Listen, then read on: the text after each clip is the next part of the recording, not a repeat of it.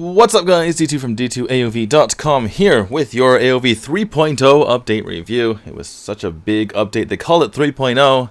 You've probably heard about this before, maybe you've seen other YouTubers or what have you go over it, but here is my turn. A little bit late because it came out on the Taiwan server July 4th, about a week ago.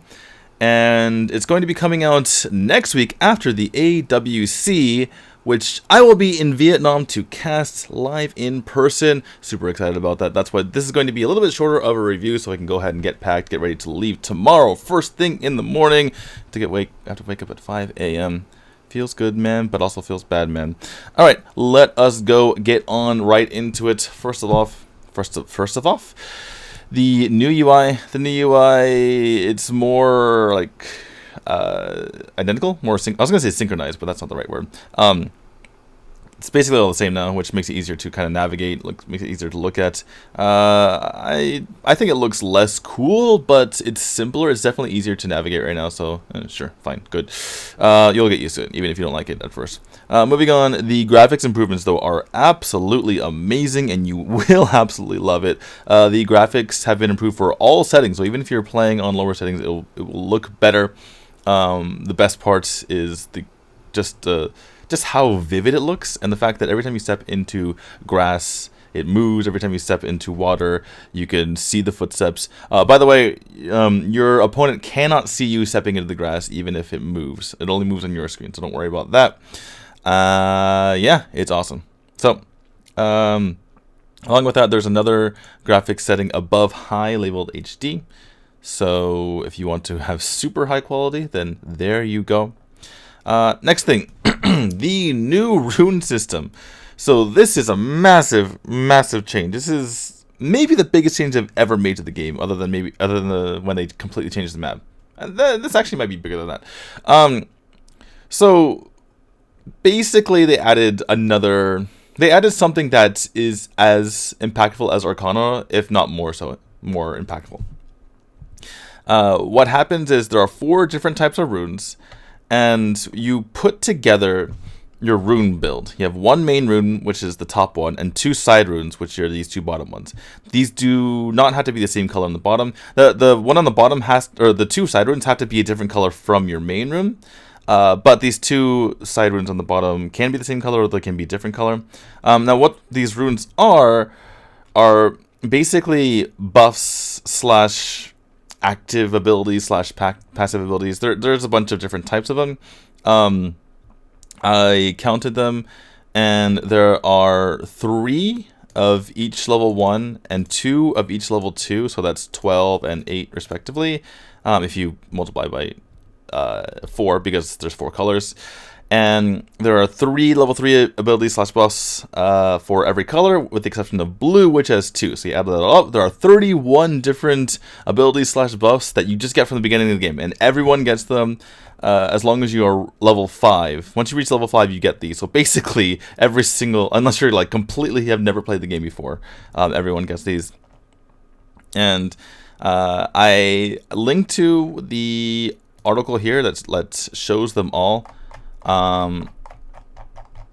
In Chinese. All the other things I saw were on like YouTube or in-game, for instance, so you couldn't just like toss it into Google Translate or copy and paste it into Google Translate.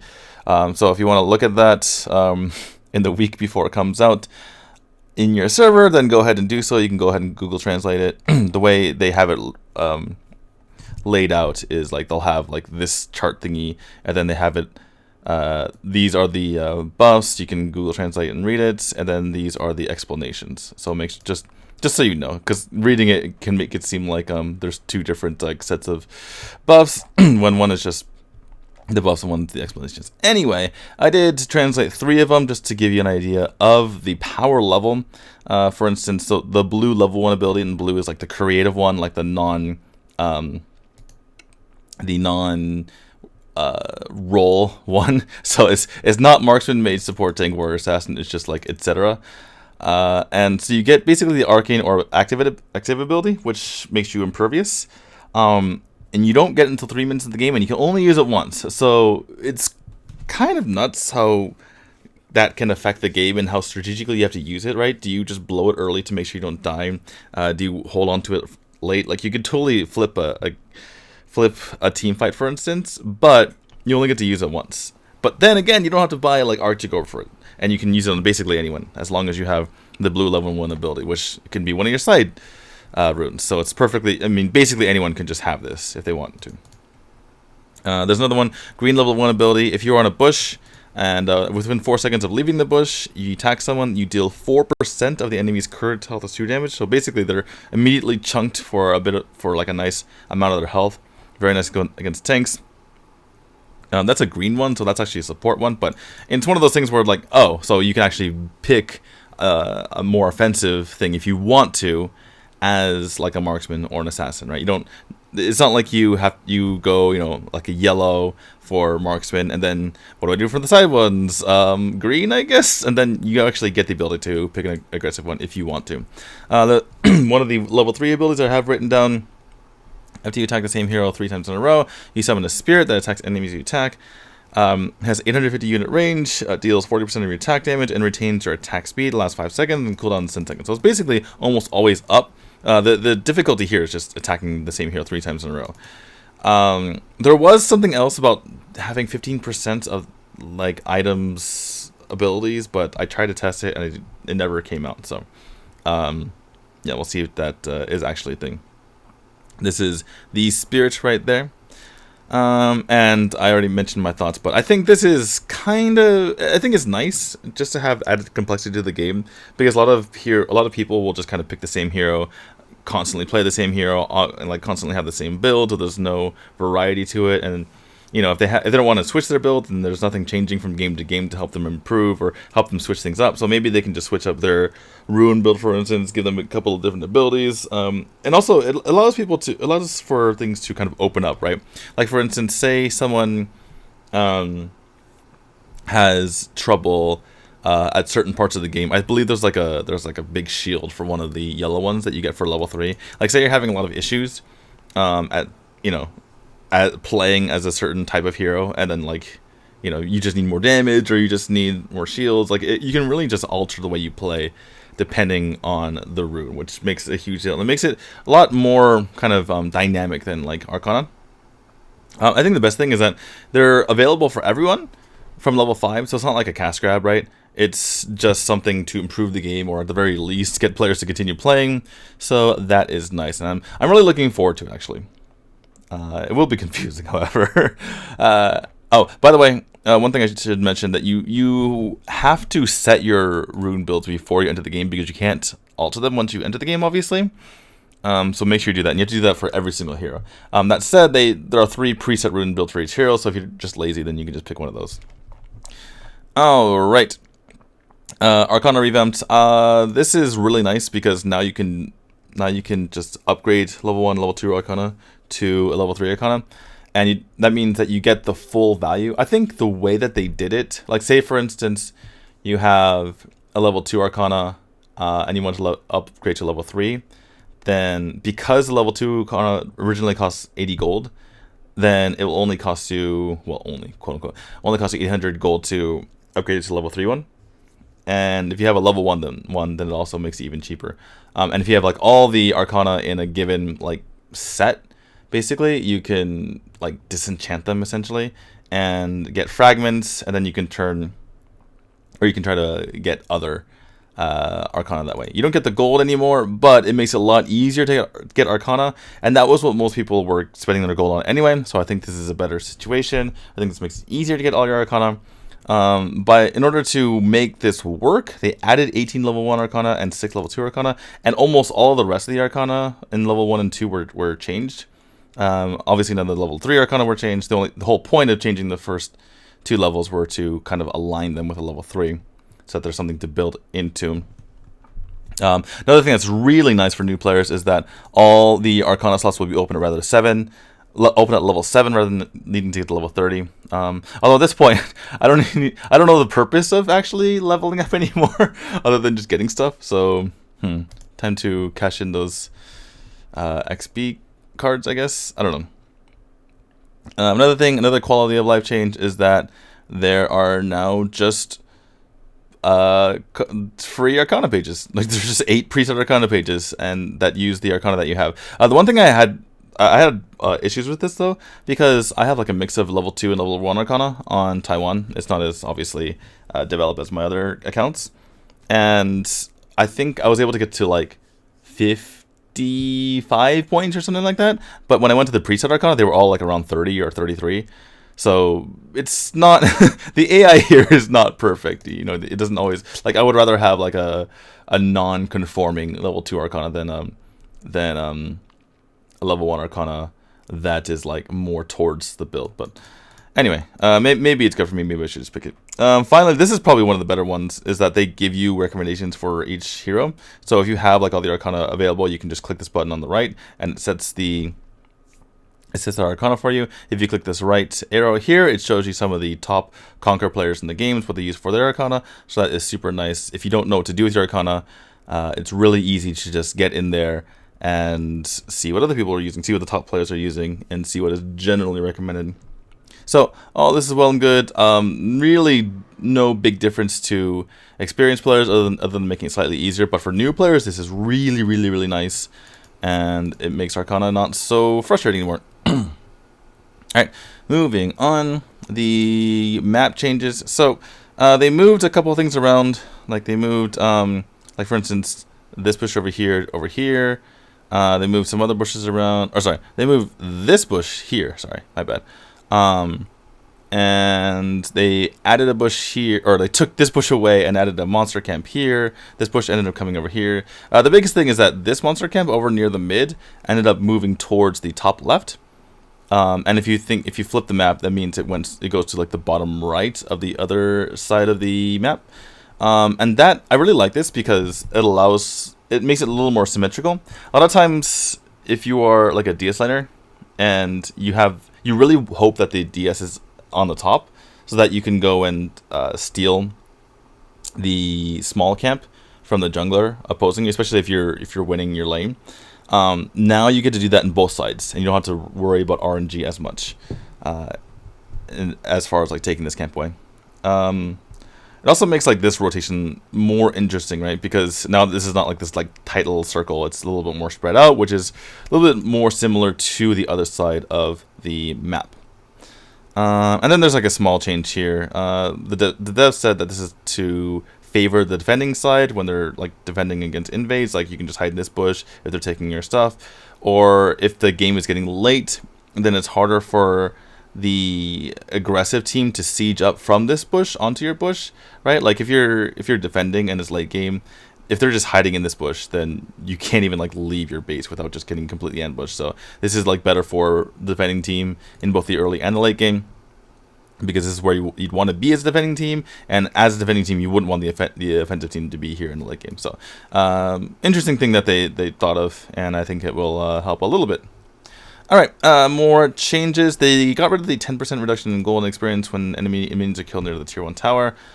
I'm not sure why, but I mean, it was something that I was cognizant of. Now I don't need to be cognizant of it anymore. I mean, sure, maybe they just want to make it less confusing. So, next thing, they lowered the growth rate for the bounty on minions. And the bounty for kills, these are hero kills, from levels 4 to 7, they reduced from 200 to 175. 200 being the normal amount that you get for a kill. I would imagine that this is adjusted whenever there's like a higher bounty. For instance, if someone has 1 kill, you get 300 for killing them. So I would imagine that this goes to like 275 or something like that for those situations. The tower base defense went up, and this is not that insignificant, especially when you're trying to kill towers in the early game.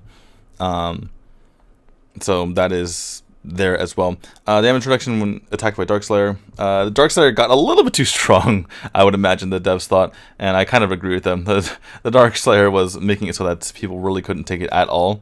It is still going to be harder than before by a significant margin, but not going to be quite as difficult as it has been as of late. The Drake is going to buff the minions attack more and the HP more now. So players should really be cognizant of the fact that the minions are buffed and try to summon the Drake near their base like most of the pros do, rather than just like throwing it out there in the open like I see people on ladder. This is a really big deal. The buff onto the golems by 500 and the other rest by 250. It'll make it much better for jungle clears who go faster, because this is like an extra auto, and this is like an extra 2 to 3 autos, right? So for junglers who can clear quickly, this is actually a pretty nice buff, because the ones who clear slowly will take a lot longer to get through their jungle, and might not even get through by, like, you know, the 145 mark, 150 mark, depending on how slow they are. I'm looking at you, Xanis. Minion HP increases every 30 seconds by 6.5% after 10 minutes and 10% after 1930. Maximum growth 40-50%. It just said adjusted in the translation, or in the Chinese, so I don't know if it went higher or lower. Just keep an eye on this, because it could be that minions got really strong in the late game. I would imagine that the way they have this set up is they're trying to prevent snowballs in the early to mid game, but they don't want games to be super duper long, right? So that's why they have it little bit easier to take the Dark Slayer. They have the Drake, or the minions buffed a little bit more, and I think it would make sense for this to be greater than it was before. So keep an eye on this. After 10 minutes, and particularly after 1930, the minions could be really buff. So be careful about that. All right, moving on. Give me a glass of water. Okay, Bow Slaughter. They reduced the price, and in exchange, they lowered the critical chance. It's sad because I like Bow Slaughter, but this is probably a change they need to make, because Bow Slaughter was such a huge power spike whenever you got it, and a lot of people, especially when playing like Telenos, for instance, would just go straight Clave Sancte, the War Boots, and then just straight into Bow Slaughter, and then into Desticle, just like straight into that combo, just to make sure that they're safe as possible. And they were still able to like output massive damage. So this makes it a little less appealing, because now 15 for here, 25 with the Clave Sancte, it's only 40. So yeah, I know it's only 5%, but it just feels a lot worse, right? 40 versus 45%. Like 45%, you're almost at 50, whereas 40, it's like, you feel like you're missing some crits here and there. But this definitely makes sense, because it's not like they're going to nerf the healing or something like that. That kind of like signifies or symbolizes what the item actually is. So if they're gonna nerf something, it would make sense to nerf this part and kind of make it closer to the beast in that fashion. Next, Leviathan. Rip everyone who wants to have the double burn, or triple and quadruple burn if you're a Roxy. The passive of Leviathan can no longer stack with the burn unique passive other items. I don't think there are many junglers who actually had this, but there are a lot of side laners like Tara, like Roxy. So it makes a lot less sense now to actually build or to get punish. You can still get it for the utility, obviously, and you can still just build Leviathan. If you do get Leviathan and Mantle of Ra, then Mantle of Ra will be the one that's burning, not Leviathan. So I guess you could get Leviathan and get to HP stacks just to make the Mantle of Ra burn higher, but it's just really not a good idea. If you do get like side lane, if you are getting punished in the side lane, you probably should stop at Null Cleaver. Alright, last and probably the most impactful here, at least on the meta, is Loki's Curse. So the Curse power, unique passive, will no longer stack with the elemental power passive of other items, and obviously the one item in particular is Apocalypse.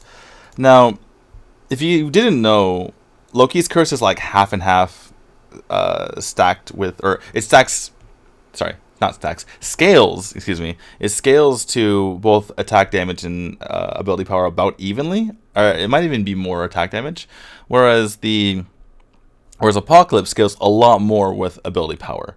And what I'm referring to is the extra magic damage after you use, or on an auto attack after using the ability. So for instance, every time Darcy would use Dimensional Walk and shoot someone, it would do a buttload of damage. And same thing for Zil when he goes in after his wind shift, for instance. So it's like if you do jungle with Zill/Darcy now, you're actually probably better off just stopping at Monster's Bane and then getting Apocalypse, or just like, I guess you don't need to even invest in Apocalypse because you're investing a lot of money just to get an item that's similar. If even though it's superior, it's still similar enough to Loki's Curse that like you don't need to go for it because it's not going to stack. By the way, if you do buy both, Apocalypse will be the one that supersedes Loki's Curse. So yeah, unless you really want those extra 10 stacks from going from Monster's Bane to Loki's Curse, you're probably just better off stopping at Monster's Bane or just not getting Apocalypse, one or the other. And that's really, really painful for both Zill and Darcy, like I mentioned. All right, next we have the hero changes. Now, there are, let's see, was it 12? So there are 12 heroes being changed in the Taiwan update, but the previous change hasn't gone to Western servers yet either. So when the big 3.0 update goes to the other servers, not only will these 12 heroes be changed, the June patch review that I did earlier, these heroes will also be changed. And you can look for this, just look for this thumbnail in my channel. So not only those 12 heroes, but these 14 heroes will be changed as well. Go watch that video for my thoughts on those. Basically, coming with this patch, it's not just these 12, it's these 14. There's going to be a buff on Nina, Ignis, Irie, Max, Fennec, Violets, Slims, as well as a nerf on Sephora, Florentino, Tara, Yoran, Hayate, Talnos, and Cavani. Which is funny because actually, what happened? What did they do to Fennec? Oh. Yeah, they just straight up buffed him. They just straight up buffed his numbers. That's really funny. It's so interesting because we've seen in the AWC that Fennec is really, really good and probably doesn't need this buff. Which actually kind of jives with what I said before. I'm like, why did they release a patch on June 11, 22 days after this like major update on May 21st? It made no sense. Like, there's no way you analyze that. Anyway, sorry. I'm getting ahead of myself. But just be aware that these changes are going through as well. But we will go over this now and start off with Diao-chan. What is going on? Oh, okay. That was weird. Anyway, so starting off with Diao-chan, this is what she's going to look like now. Nice pink hair, looks great. First thing, Ice Queen. The extra damage on this passive was moved to the second ability. Diao-chan was one of the earlier characters, so this is she was released before they had like passives on abilities like they had with other heroes already. So they just like said, oh, we can just actually do that, huh? Since the passive is basically only has to do with her second ability anyway. So the passive that they replace it with is when you don't take damage for 7 seconds, get a frost shield. The frost shield makes Diao-chan immune to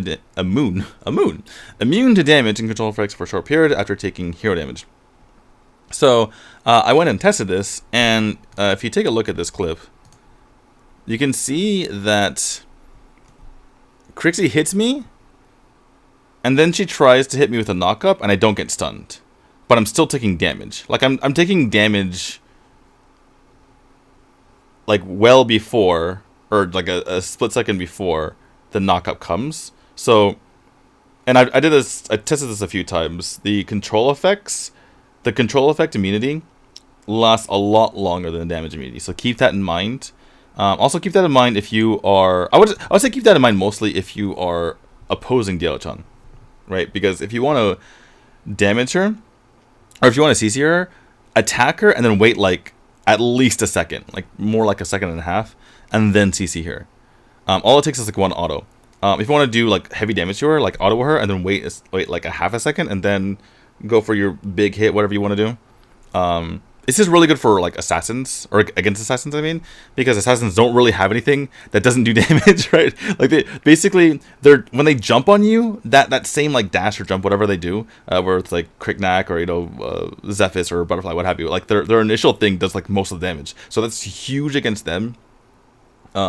If you are like a I don't know if you can afford to do so. If you're like, say you're this Crixie, right? Just try to get an auto attack first before you go with your full combo, because it's not going to do any damage literally. Like if you hide in the bush and try to catch Diao-chan off guard, you're just going to do nothing if she has a frost shield. But yeah, it's like, but specifically speaking, to get to the point of like why I have this video, wait a little bit longer if you want to CC her than if you want to just damage her. Like if you want to damage her, wait like half a second. If you want to CC her, then you got to wait like a second to a second and a half after you damage her to get the CC off. So Buddy 1, Chilling Frost, Rooting Effect remove. I think this is a smart change because she would be in danger of being like ridiculously overpowered if she had all this added to her. Like the whole point of the whole point of adding the rooting effect a long time ago was to try to buff her, but it was in vain, obviously. And you know, because it didn't work to buff her enough, they like gave her this massive buff with Ice Queen with the extra passive. And I think it's a good idea to say like, okay, well, if we keep this other buff that we tried earlier, then it's just going to be ridiculous. So this is like a 1 second route, essentially, if they're like slowed by Chilling Frost and you hit them with another one. And it was really painful, but only if you're playing against a good Diao-chan, obviously. And they have this like, so what they did here with both Chilling Frost and Diamond Dust is they reduced not the animation going into the effect, but the animation afterwards. So after you use the ability, you can get back to moving or doing whatever in shorter time, and it feels a lot better. Like before, it took you a long time to walk away. I didn't even realize it was such a long like after cast animation, I should say, but it is pretty long, and now it's shorter and it feels good. This they add, honestly, I feel like they did this specifically because like I mean, what are these numbers? These numbers, like, it's just like the most non-even numbers ever. It feels like that's what they did, but I mean, more likely they just wanted to make sure that she had a little bit more damage early. She loses some damage late. Even if you go for a bruiser build, she loses a bit of damage. If you go for like even if you go for, you know, full AP build, she's not losing like that much, so it's not that big of a deal. The passive moved from obviously her passive to this ability, which means that they have it scaled for the levels of her second ability rather than scaling per level. I think this goes like 365 if I'm not mistaken. So again, the base damage is higher, the scaling is less. That helps her in the early game. It's a slight nerf late game, but I think you'll take it because Diao-chan really excels in just snowballing games by freezing people early. One other thing to keep in mind is the wording on this. It says when you do not take damage, so you can be in a fight and still deal damage, but as long as you don't take any, you can actually get your frost shield back, which is super nice. And honestly, when I was just playing around and training with this, it felt so good. Like, you don't know how satisfying it is when you're in training and Thane tries to stun you. You know, if anyone's ever been in training and had to deal with freaking Thane when you're trying to like see if something works or see if or try something out, and Thane keeps stunning you, and you want to just like throw your phone because stupid Thane, and then Thane comes up to you and he tries to stun you, and he just zooms past you or just does literally nothing. You're like, oh my god, it's so nice, honestly. It's the nicest feeling in the world, and I bet it feels just as nice in-game. Last thing is that Blizzard looks really cool. It's really awesome. So, for all that, I gave her 3.5. It would have been a full 4, but they did get rid of the rooting effect on Chilling Frost. So she gets a 3.5, which is one of the bigger numbers that I give for people. Alright, let's move on to Darcy. So in the dev notes, they mentioned like there's too much utility in Dimensional Walk. So they reduced this from 40 to 50% to 30%. They gave him a lot more ability power in his Dimensional Walk to make up for, one, the fact that they nerfed Loki's Curse, and two, the fact that they're taking away a lot of utility in this, right? So this is what, 170 plus 15%. If you have 1,000 ability power, that's 150 extra. So you're talking like 200 something just off the bat, or sorry, 300 something off the bat. And yeah, less utility here, less utility here. That means this by the way means that he cannot outrange towers anymore, which is a big deal. You can't just be like a marksman disguised as a mage. So yeah, less utility, more power. Dimensional cube. It increased by 30 units, which means that it increased obviously the diameter by 60 units, which is like almost a step. Or it's like 6/10 of a step in the game, which it's something. When you use it in the game, you'll notice the difference. If you calculate the area, the cube or the area of the circle got 25% bigger, so it's pretty significant. And also the enhanced dimensional cube got larger. It's actually bigger than the size of dimensional portal now, which is pretty crazy. And in exchange, they reduced the damage. This is a significant chunk of damage, but you'll be able to hit a lot more, which is super important. It's still going to chunk like crazy. I mean, 1,100 plus 165% ability power. That's always going to chunk like crazy. So being able to hit it easier is kind of nice. I think like all of these. If you took away like all these other changes and just had this in a vacuum, I think you'd definitely take this change. Lastly, the dimensional portal, they gave it more power. I think they really want you to just be more aggressive with it, because a lot of people, what they were doing is just poking with dimensional walk and just running away with dimensional portal, just so they wouldn't get in trouble, just to have that like, as their backup. So now this is more of an incentive for them to go in. Also, now that this chunks a little bit more, it now incentivizes people to actually do go in. I've always told people to not like risk jumping in, and now it actually rewards you a bit more for jumping in and trying to teleport onto people. So I guess there's that. I guess they just want to be they want people to be as reckless as possible, more deaths, more kills for everyone. So my thoughts on this are that he gets this is a buff. This is obviously a buff. It's just a straight buff. And this is like, I would say a slight nerf overall. So like overall, if you're playing mid Darcy, and I wrote this, if you're playing mid Darcy, it's like a 1 to 1.5. It's like a slight buff overall. But because of the fact that Loki's Curse got nerfed, I rated the entire thing like a minus 1.5, because again, if you look at it, you get like, if you have like a full build, this is like, you get like 500 from this, right? But you lose like 1,000 from not having Apocalypse. So you're losing a lot of damage, and you're losing all this utility. And the fact that you don't have this utility, like, say for instance you're trying to, like, say like an assassin is chasing you, right? Or like you're trying to poke an assassin. You walk up to try to poke an assassin, which you could do with Darcy before. You just walk up to him, poke him, be like, haha, and then they're slow by 60. They can't chase you down. You're perfectly fine. Particularly if you have like dimensional portal up or something, right? And now you're a lot closer. They're slowed a lot less. And if you have like, if you're relying on your passive, for instance, and then like you use your first dimensional walk and use the second one to run away, then you're not going to have nearly as much damage reduction if they jump on you.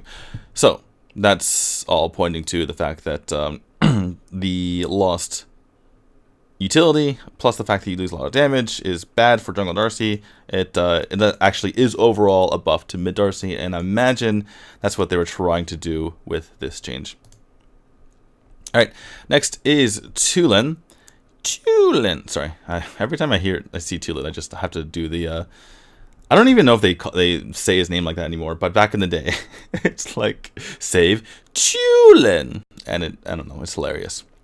So his passive does less damage to non-hero units. Besides the fact that you can rip anyone trying to play jungle Tulin anymore, but more importantly, it means that he clears the wave not as quickly, which means he doesn't rotate as fast.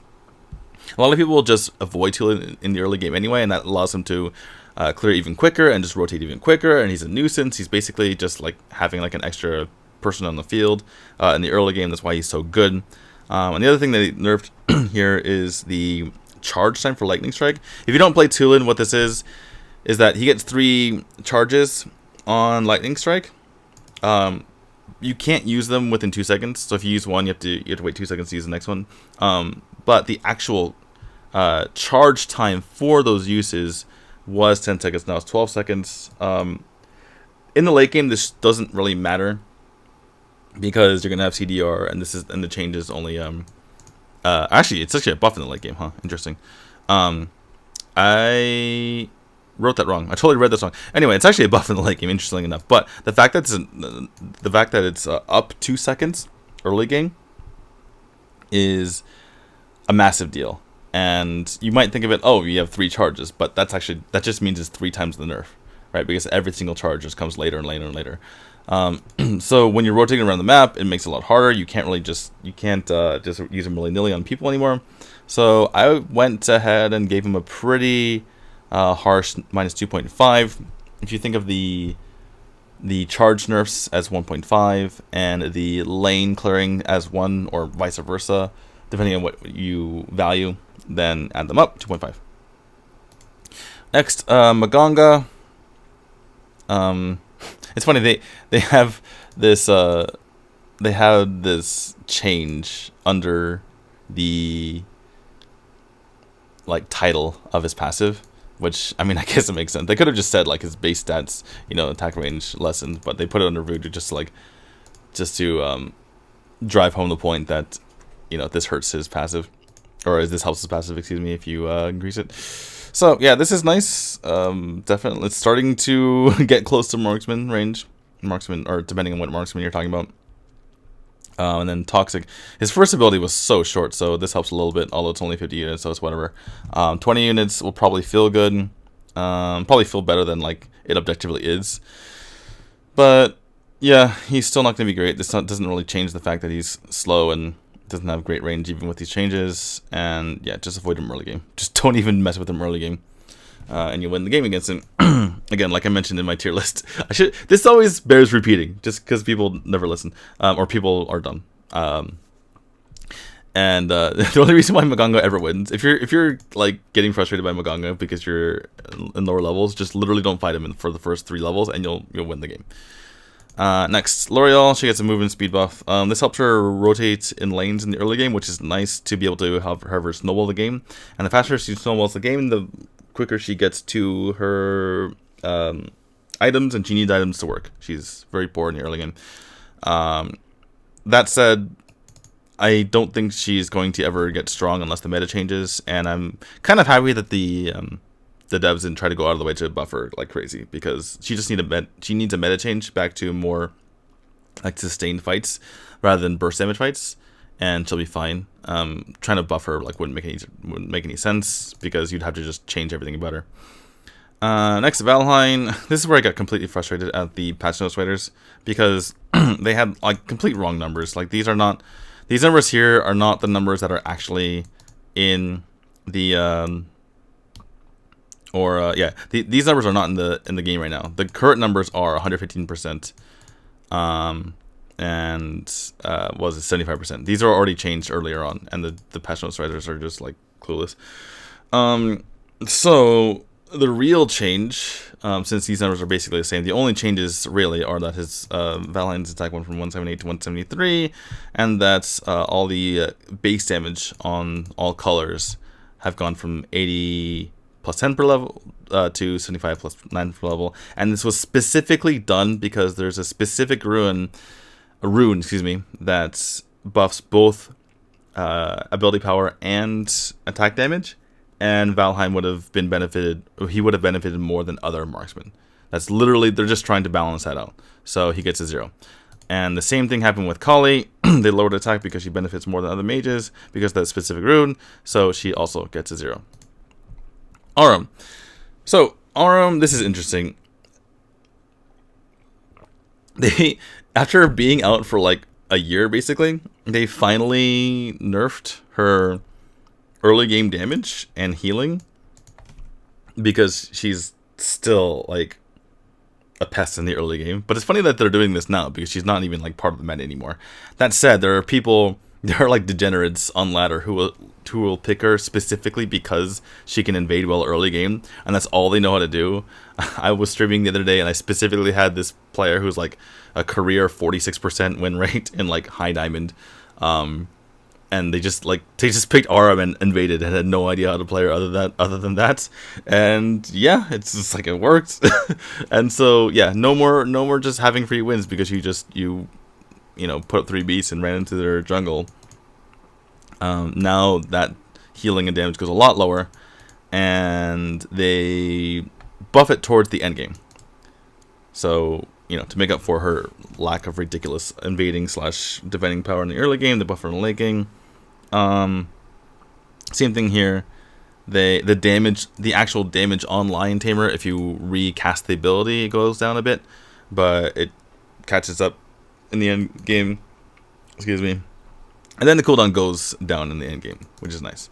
So, nerf early game, buff late game, because she's really sick in the early game, and that was a lot of her value, especially for degenerates who'd like to do that. I give her -1. But if you actually know how to play her or play her properly and don't rely on her invade, then it might be a buff for you. Malak, they reduced the cooldown of Soul Eater in the early game, and they reduced the cooldown of Shock in the early game. It now refreshes Cleave, but like it's hard. The cast time of Shock is like 2 seconds, and then like if you use Cleave and then you like wait a beat, you're already like I don't really know any situations where you'd like need this, but I mean I guess it comes up, especially like if you're in the middle of a team fight, you can just like cleave, alt cleave, and you save like 2 seconds on it, which is nice, I suppose. I suppose what it helps you. It helps you combo, right? Like, if you get one cleave off, you can immediately ult and guarantee the second cleave and get a lot of HP restored back. So, there is that. Maybe I underestimated this, but I think this is more important, getting the extra 2 seconds on Cool Eater. The extra 2 seconds on Soul Eater. And then, obviously, this is really nice in the early game because Shock is such a powerful ultimate. He hasn't really been seen in ladder, at least from what I've seen. Part of that is because he's really good in mid now, but I don't think ladder players know that, so they're not going to like play him in mid with like a Sephira like they do in the pros. So this helps him if you're trying to play him in side lane still. Alright, next, Lubu. This is basically my history lesson. I wrote a whole bunch of, I wrote a whole bunch for like a tiny little change to Lubu. Basically, I just found it funny. I found it tickled me that over a year ago, the range on Red Stallion, all 3 dashes, was nerfed from 350 to 300, and because at the time he was like overpowered. But then after they nerfed Spear Longinus, and there's a bunch of super powerful DS laners that came into the game, he just hasn't been really that useful lately. I'm not gonna say not viable. He's definitely viable. It's just that like there's so many other choices to choose from, and they definitely want their boy back in the game, since Lubu is like this prized Chinese like mythical warrior. So they, like a couple of patches ago, they put the third charge back to 350 units. And then now they're moving the first 2 charges, they're buffing it back to 325 units. So it's like, after a year of just like tinkering around, they finally just, I think the next patch, they're just going to revert it back, which is funny because you never see devs revert back changes that they made in the past. It's like, just bring it back, it's fine, whatever. The new heroes can deal with him now in this, in his state. In between, by the way, they made it a lot less sticky on like the cast time. And yeah, everything feels great. He's a lot easier to use. If you like Lubu, he feels awesome now. So yeah, go ahead. Next, Varus. This is a head scratcher. They just straight up buffed her 1 for some reason. I mean, I don't know if they've been watching the AWC, but she's still real good. So I'm not sure if this was necessary. Maybe they just saw less play from her in their statistics. By the way, this change is just, again, not right. The actual numbers are this. It's 130 to 380 plus 70% 80. So if you use these numbers and the fact that you get plus 10% 80 late, it gives her 80 extra damage early and 140 extra damage late, assuming you hit both fangs, which is a really big deal, especially because she's had trouble in the early game. So this extra 80 will be very, very nice. 140 extra late is it's something. And by the way, these numbers are based on a relatively conservative build where you're not building too much attack damage. If you build more, it's even more. And Venom, I really like this change. So this change, I don't know why they did this, but this change, even though this is a buff, in my opinion, to Venom, it definitely suits her playstyle more than what they had before. So they were thinking like, oh, we're gonna give her this like Venom buff that's like a finisher, or this Venom ultimate that's like a finisher. So you kill someone, and like if you do kill someone, then you get 10 seconds on enrage, which doesn't make any sense because if you're in an actual like close team fight, you need to have like the buff, but also the ability to finish. Whereas like if you're in a game and you finish someone off and you keep going, it's like you turning Varus into like butterfly. Like what is this? Like what is the point of having this ult? Didn't make any sense. So now it makes a whole lot more sense because what a lot of Varuses like to do is engage using Venom because that's her only real dash, and then you can use your other 2 abilities in order to get your Bloody Kiss off. Your Bloody Kiss reduces the cooldown of your first 2 abilities by 1 second, and the Venom by 2 seconds. Because you get the Bloody Kiss off, you get to basically the dream scenario is you go in with Venom, use your 1, your 2, you get your Bloody Kiss off, and then because of that cooldown, use your 1 and 2 again, and then because you get the second Bloody Kiss off, now you already have Venom back up, and then you get to use your Venom back again, and then you kill someone. That's like the dream scenario. And people are now following my advice. You know, it only took like 6 months, but they're finally following my advice building the Aegis Hunter because of the CDR. So that really helps when you're trying to do this, and this will help even more. So now instead of going 4 seconds, with this weird caveat that it's 10 seconds if an enemy hero is killed, and it's now 6 seconds, but you get an extra 2 for each additional hero hit. So if you just jump on like 3 people, then you get a massive time period where you have extra, what was it, percentage pierce, attack speed, attack damage, and maybe something else too. But it's a pretty big buff. And it makes it so that people are definitely going to be looking for the engage with Venom because those buffs were huge for her. So I like the Venom change. I'm not sure why they needed to change the other thing, but I gave her a solid 2. Maybe she deserves a 2.5 just because it feels so good to have that. But anyway, whatever. All right, last Wukong. They lowered. I think maybe too many people are playing Wukong on Taiwan. I don't know. He definitely has seen a little bit of resurgence lately because people have shied off of Quillin and wanted someone similar to play. But I don't know why they nerfed his crit chance. Like, I would have toned down some other numbers because it doesn't really make any sense, right? Because it just makes him more reliant on RNG.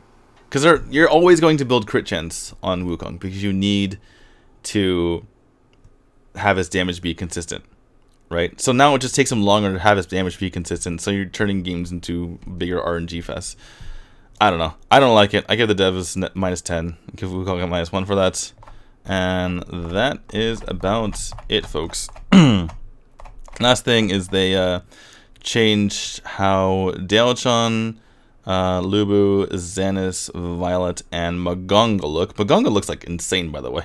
I can see why they didn't put him on this little banner that's from AOV Indonesia, because he is like downright terrifying now.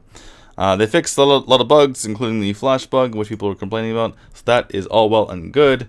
That does it for me. I've been talking a lot longer than I should have, but thanks for watching. Make sure you subscribe to the channel, make sure you click the bell, make sure you watch the AWC 2019 because I will be in Da Nang, Vietnam casting it. Super excited to do that. I'll see you guys later. Thanks for watching again. Bye bye.